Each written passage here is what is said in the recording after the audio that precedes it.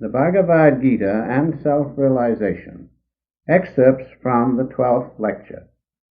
Let us first read from the Gita, 11th Discourse, 3rd to 8th line. Arjuna said, O Supreme Lord, even as thou describest thyself, I desire to see thy form omnipotent. If thou thinkest that by me it can be seen, O Lord, then show me thine imperishable self. The blessed Lord said, Behold, a form of me, 100-fold, 1,000-fold, various in kind, divine, various in colors and shapes. Here today behold the whole universe, movable and immovable, standing in one in my body. But verily thou art not able to behold me with these thine eyes.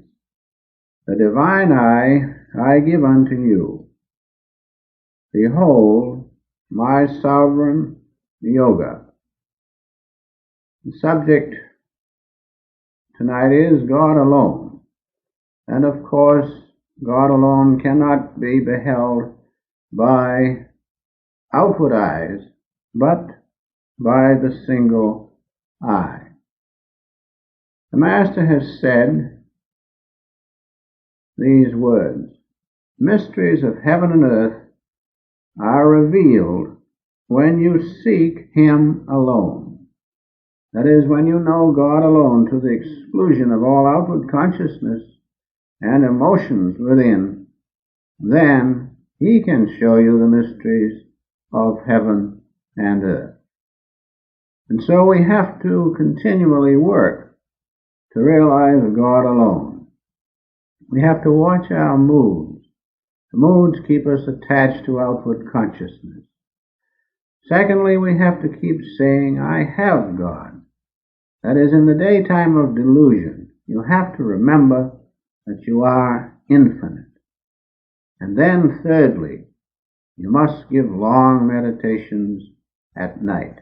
Keep your engagement with God. In God lies the supreme seed of all knowing, omnipresence, omniscience. Let me give you an illustration. If you are in a business meeting, your attention is fully outward, and by recollection you can recall all things pertaining to the discussion held at that business meeting. But omniscience is different. You are aware immediately. Intuition has divine memory, just like God knows the whole universe without recollecting it. We have an illustration of this in our own bodies. We do not have to recollect them. We know them. That comes from God, because the body is part of God's cosmic delusion. And so remember, recollection is one thing, but omniscience is another. This is quite important, because in omniscience we are aware immediately.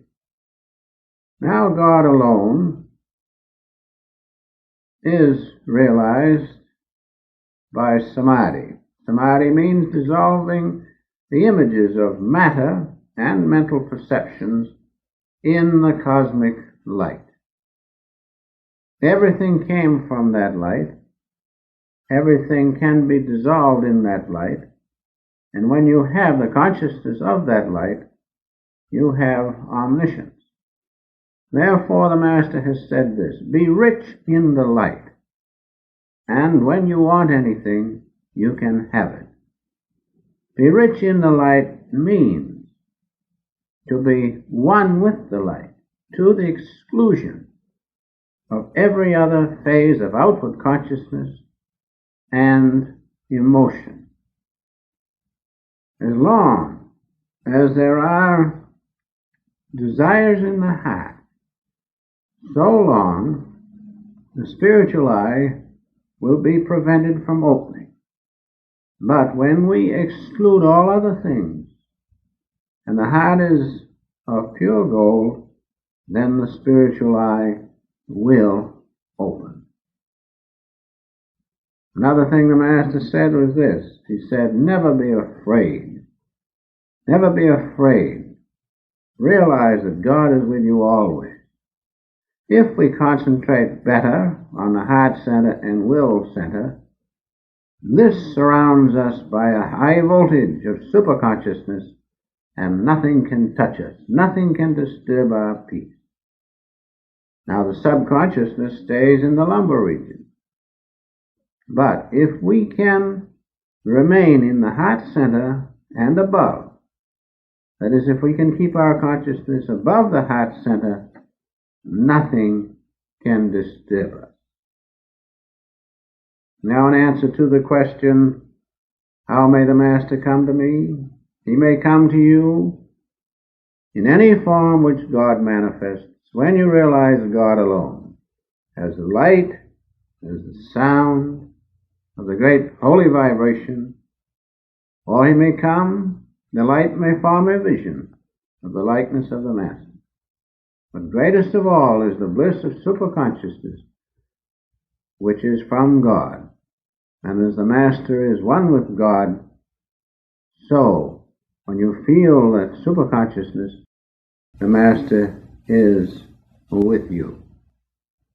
In conclusion, there must be a conscious effort to find God. Through the Hong Sa technique, through the Om technique, and through Kriya Yoga. And so also, there must be a conscious effort to have the Master come to you. The key is this, that God does not accept your mind and consciousness until it is entirely your own. Then you must give it to God. God sends emissaries as light, sound, saints, but when he will come, none can say. And so, as the Master says, we must pray with full faith, even though there is no answer. Then he says finally, you don't know what a great thing God is. God alone.